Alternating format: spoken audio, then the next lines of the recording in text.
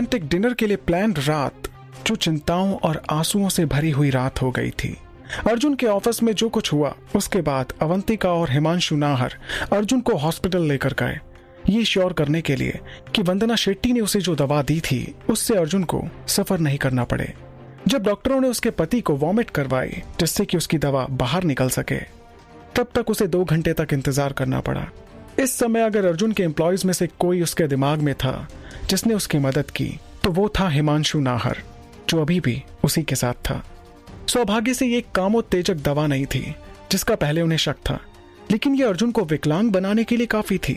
हिमांशु नाहर की मदद से अवंतिका अपने पति को वापस अपने होटल के सूट में लेकर आ गई।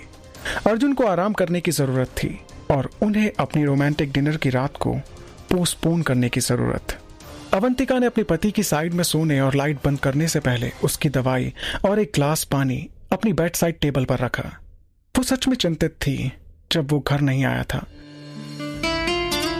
उसका दिल उस डर को रोक नहीं सका जो उसके अंदर चल रहा था। उसके पिछले रिश्ते के साथ जो हुआ उसे याद करके वो बहुत डर गई थी।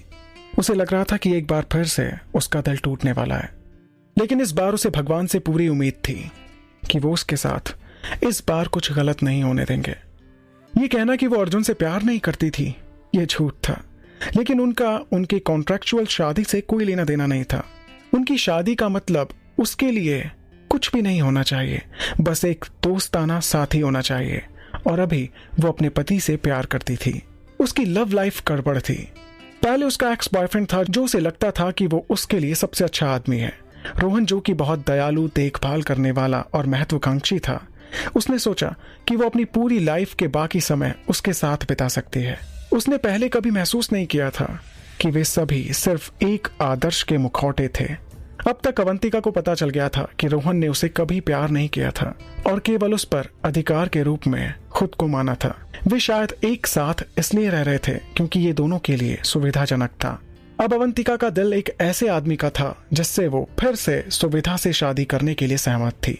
वो अपने सोते हुए पति को देख रही थी और उसके मन में कई बार ये सवाल भी उठ रहा था कि कहीं नशे की हालत में अर्जुन और वंदना शेट्टी के बीच कुछ हो ना गया हो, कहीं उन्होंने कोई संबंध ना बनाए हो। वो अपने पति की पवित्रता पर शक कर रही थी। वो अभी तक नहीं जान पाई थी कि वो कैसे अब तक उससे प्यार कर सकती है, जबकि वो जानती भी नहीं कि वो उसके लायक है भी नहीं, क्योंकि वो उसे अभी पूरी तरह से जानती नहीं है। वो उसके लिए एक अनजान ही तो है जो अभी कुछ समय पहले ही उसे मिला है। लेकिन फिर क्यों अवंतिका का दिल इस आदमी के साथ इतनी शांति महसूस कर सकता था जिसे वो केवल कुछ हफ्तों से ही जानते हैं। ये शांति उसने रोहन के साथ कभी भी महसूस नहीं की, जिसे वो कब से जानती थी और जिसके साथ उसने रिलेशन में अपने 7 साल बर्बाद भी कर दिए थे। वो अर्जुन को अब बहुत प्यार करने लगी थी और अवंतिका ये बात जानती थी कि अब अपनी फीलिंग्स को रोक पाना उसके लिए बहुत मुश्किल होगा।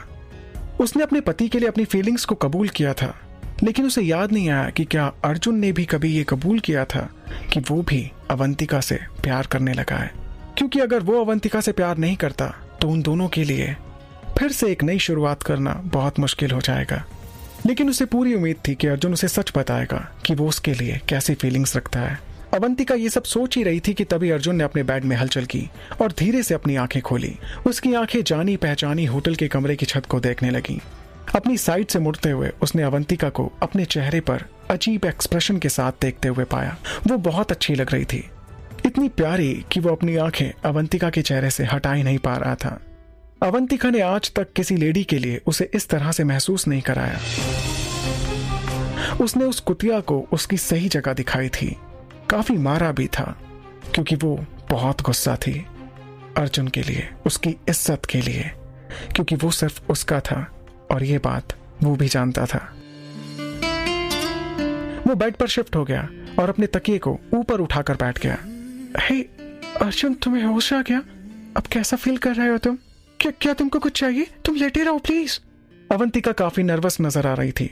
वो अर्जुन के पास जाकर बैठ गई। अर्जुन ने अपने सिर को हिलाया। उसकी उंगलियां अवंतिका के लंबे बालों का एक किनारा ढूंढ रही थीं। वो अभी भी सोच रहा था कि दिन में उसके साथ क्या हुआ था। वंदना शेट्टी ने उसे नशा दिया और उसे बहकाने की कोशिश की, लेकिन उसने विरोध किया। वो सोचकर हैरान था कि जब अवंतिका उसके ऑफिस में पहुंची और उसने सबके सामने उस पर दावा ठोका कि वो उसका पति है और सबको ये बताया कि वो केवल उसका है, उसका मन उस सीन को याद करके खुश हो गया जहां वो सब पर हावी थी, और उसने अर्जुन की परेशानी को ठीक कर दिया। अरे मैं ठीक हूं, तुम चिंता मत करो, बस हल्का सा सर दर्द हो रहा है, अर्जुन ने कहा। उसने प्यार से अवंतिका के सर को थपथपाया। तो मुझे आपके बारे में चिंता मत करवाओ। आखिर कब तक ऐसा चलता रहेगा? आखिर कितनी और वंदना शेट्टी को मुझे आपके लिए खत्म करना होगा? कितनी और वंदना शेट्टी को मुझे आपके लिए पीटना होगा? अर्जुन अपनी पत्नी के चेहरे पर चिढ़ देखकर हंसने लगा। वेल, मुझे नहीं पता कि तुम फ्यूचर में उस जैसी कितनी लड़कियों से मिलोगी। वेल, आप एक बात मुझे बताइए कि क्या आप हमेशा इस तरह मेरे साथ कंपनसेट करेंगे? अगर मैं उनमें से एक एक को सबक सिखाऊं तो आप मेरा साथ देंगे ना? ऑफ कोर्स डार्लिंग, मैं हमेशा तुम्हारे साथ रहूंगा। तुम जो चाहोगी वही होगा। इसके बाद अर्जुन ने प्यार से अवंतिका को अपने गले से लगा लिया। ये शादी शायद एक दिखावे के रूप में शुरू हुई थी, लेकिन वो पहले से ही उसकी थी, पहले दिन से ही जब उन दोनों ने एक दूसरे को देखा था। भले ही उन दोनों को तब इस बात का एहसास नहीं हुआ था। कोई भी आदमी उसे अर्जुन से दूर नहीं कर सकता था, और ना ही कोई औरत अर्जुन को अवंतिका से दूर कर सकती थी, क्योंकि वो बने ही एक दूसरे के लिए थे। तुम होता कैसे होता है जानना, इश्क विश्क प्यार प्यार लफ्जों में कहा।